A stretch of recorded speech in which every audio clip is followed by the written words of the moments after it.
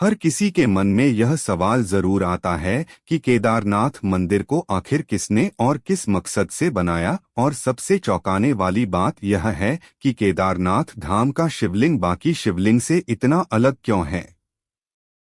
इसके पीछे कौन सा रहस्य छिपा है। हजारों साल पहले जब विज्ञान आज की तरह तरक्की नहीं कर पाया था, तब उस दौर के लोग इस मंदिर को बनाने के लिए इंटरलॉकिंग जैसी आधुनिक तकनीक कैसे जानते थे। और सबसे हैरान करने वाली बात यह है कि बिना किसी नुकसान के 400 सालों तक यह मंदिर बर्फ में कैसे दबा रहा और इसके पीछे की कहानी क्या है। जब मंदिर के कपाट 6 महीने के लिए बंद हो जाते हैं, तब अंदर जलने वाला दीपक आखिर 6 महीने तक कैसे निरंतर जलता रहता है। और सबसे बड़ा सवाल यह है कि 2013 की बाढ़ के समय जब पूरा क्षेत्र तबाह हो गया था, तो मंदिर को बचाने के लिए पीछे से आई विशाल भीमशिला किसने रखी। क्या यह सब महज एक संयोग था या किसी दैवीय शक्ति का चमत्कार।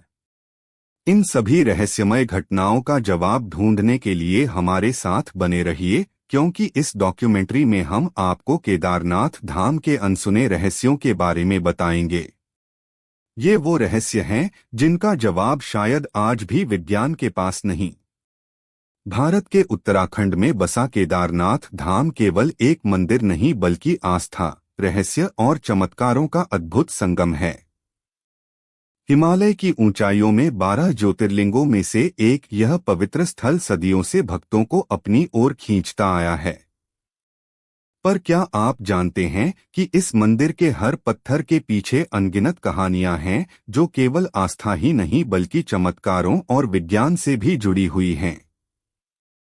16 जून 2013 की वह काली रात जब प्रकृति ने अपना तांडव दिखाया और उत्तराखंड के केदारनाथ में हर ओर विनाश कर दिया। लेकिन इसी विनाश के बीच एक ऐसा चमत्कार घटा जिसने लोगों की आस्था को और भी गहरा कर दिया। आइए हम आपको उस समय की भयावहता और चमत्कार के बारे में बताते हैं जिसने केदारनाथ मंदिर को बचाया था। उस रात केदारनाथ में बाढ़ का पानी मंदाकिनी नदी से उफनकर आ रहा था। भारी बारिश और चौराबाड़ी ग्लेशियर के पिघलने से स्थिति और भी भयावह हो गई। पानी, पत्थर और मलबा शहर को अपनी चपेट में लेता जा रहा था। जहां पहले पहाड़ों की सुंदरता थी, वहां अब विनाश का तांडव था। होटल, घर, दुकानें, सब कुछ बहा ले गया। करीबन 6000 लोग मारे गए और लाखों बेघर हो गए। लेकिन एक बात साफ थी, यह आपदा केदारनाथ मंदिर की ओर बढ़ रही थी। क्या यह भगवान शिव के पवित्र धाम को तबाह करने वाली थी।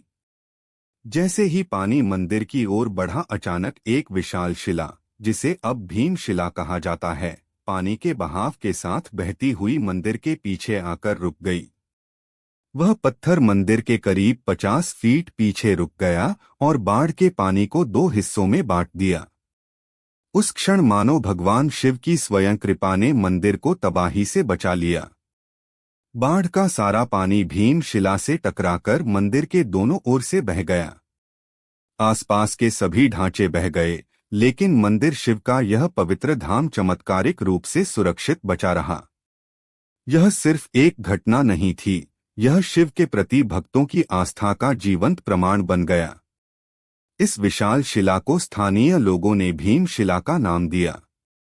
महाभारत के वीर योद्धा भीम के नाम पर रखी गई यह शिला अब केदारनाथ धाम के चमत्कार की प्रतीक बन चुकी है। इसका नाम भीमशिला ही क्यों रखा गया और पांडव का केदारनाथ से क्या संबंध था, वह हम आगे बात करेंगे। लोगों का मानना है कि यह भगवान शिव की कृपा और महाभारत के भीम की शक्ति का प्रतीक है। आज भी भक्त इस शिला की पूजा करते हैं और इसे मंदिर के दर्शन का अभिन्न अंग मानते हैं। वैज्ञानिक भी इस घटना से हैरान रह गए। उनका मानना है कि यह पत्थर पहाड़ से खिसककर बहता हुआ नीचे आ गया था। लेकिन यह कैसे संभव हुआ कि यह शिला मंदिर के ठीक पीछे आकर रुकी और पानी के बहाव को 2 हिस्सों में बांट दिया। यह शिला लगभग 20 से 25 फीट लंबी और 10 से 15 फीट चौड़ी थी।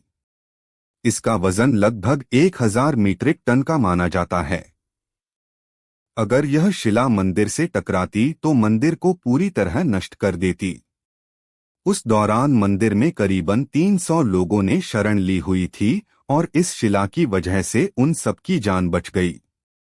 हम सबके मन में यह सवाल जरूर आता है कि 2013 की इतनी भयंकर जल प्रलय के बावजूद केदारनाथ मंदिर आज भी कैसे सुरक्षित खड़ा है। इसका जवाब छुपा है प्राचीन इंटरलॉकिंग तकनीक में। इस तकनीक से मंदिर के भारी पत्थरों को बिना किसी गाड़े या सीमेंट के इस तरह जोड़ा गया कि वह एक दूसरे में पूरी तरह फिट हो गए। हजारों साल पहले जब तकनीक और आधुनिक उपकरणों का कोई नामो निशान भी नहीं था, तब इस मंदिर को भारी पत्थरों से बनाया गया। लेकिन इन पत्थरों को जोड़ने के लिए किसी गाड़े या सीमेंट का इस्तेमाल नहीं हुआ। प्राचीन भारतीय कारीगरों ने पत्थरों को इस प्रकार तराशा कि वह एक दूसरे में एकदम सटीक तरीके से लॉक हो जाते थे। इस तकनीक ने मंदिर को प्राकृतिक आपदाओं से बचाया है, चाहे वह भूकंप हो, भारी हिमपात हो या फिर बाढ़। 2013 की भयंकर बाढ़ के दौरान जब पूरा क्षेत्र तबाह हो गया था, फिर भी केदारनाथ मंदिर पूरी तरह सुरक्षित रहा। यही नहीं, इस मंदिर की दीवारें आज भी वैसे ही खड़ी हैं जैसे सदियों पहले थीं। यह इंटरलॉकिंग तकनीक ही थी जिसने पत्थरों को इतना मजबूत बना दिया कि उन्हें कोई आपदा हिला नहीं सकी। एक ऐसी तकनीक जो आज भी वैज्ञानिकों को चौंका रही है। यही है भारतीय वास्तुकला का कमाल। तो हमारे मन में सबसे बड़ा प्रश्न यह उठता है कि आखिर किसने इतनी मजबूत और अत्याधुनिक तकनीक से केदारनाथ मंदिर का निर्माण किया। इसके पीछे की कहानी और इतिहास को जानना बेहद दिलचस्प है। तो चलिए हम शुरुआत से ही इस पवित्र मंदिर के इतिहास की गहराइयों में झांकते हैं और समझते हैं कि किसने और कैसे इस अद्भुत मंदिर का निर्माण किया। क्या आप में से कोई ऐसा है जिसके दिल में केदारनाथ धाम के दर्शन की गहरी इच्छा है? अगर आपकी भी यही तमन्ना है कि भोले बाबा के चरणों में शीश झुकाएं, तो कमेंट में हर हर महादेव लिखकर अपनी भावनाओं को व्यक्त करें। बाबा जल्द ही आपकी इच्छा पूरी करेंगे। केदारनाथ मंदिर का निर्माण अत्यंत रहस्यमय और प्राचीन माना जाता है। यह मंदिर न केवल धार्मिक दृष्टि से महत्वपूर्ण है, बल्कि इसके निर्माण के साथ जुड़ी पौराणिक कथाएं इस स्थल को और भी अधिक अलौकिक और रहस्यमय बनाती हैं। इसमें हम 3 कथाओं पर बात करेंगे, जिनमें सबसे प्रसिद्ध कथा है महाभारत की। धार्मिक ग्रंथों में वर्णित कथा के अनुसार महाभारत के युद्ध में विजय प्राप्त करने के बाद युधिष्ठिर को हस्तिनापुर का राजा घोषित किया गया। लगभग 4 दशकों तक उन्होंने हस्तिनापुर पर शासन किया। एक दिन पांडव भगवान श्री कृष्ण के साथ बैठकर महाभारत युद्ध की समीक्षा कर रहे थे। उस समय पांडवों ने श्री कृष्ण से कहा, हे नारायण, हम भाइयों पर अपने बंधु बांधव और गुरुजनों की हत्या का कलंक है। इस कलंक को कैसे मिटाया जाए? श्री कृष्ण ने उत्तर दिया, भले ही तुमने युद्ध में विजय प्राप्त की हो, लेकिन तुमने अपने बंधु बांधव का वध किया है और इसके कारण तुम पाप के भागी बने हो। इन पापों से मुक्ति सिर्फ महादेव ही दिला सकते हैं। इसलिए अब समय आ गया है कि तुम महादेव की शरण में जाओ। इसके बाद श्री कृष्ण द्वारका लौट गए और पांडव पापों से मुक्ति के लिए चिंतित रहने लगे। उसी दौरान पांडवों को खबर मिली कि भगवान श्री कृष्ण ने अपना देह त्याग दिया है। इस दुखद समाचार ने पांडवों को झकझोर दिया। अब जब उनके सदा के सहायक कृष्ण भी नहीं रहे, पांडवों ने अपने राज्य परीक्षित को सौंप दिया और द्रौपदी सहित भगवान शिव की तलाश में निकल पड़े। सबसे पहले पांडव काशी पहुंचे, लेकिन वहां भोलेनाथ के दर्शन नहीं हुए। वे कई अन्य स्थानों पर भी गए, परंतु जहां भी पांडव पहुंचते, शिवजी वहां से चले जाते।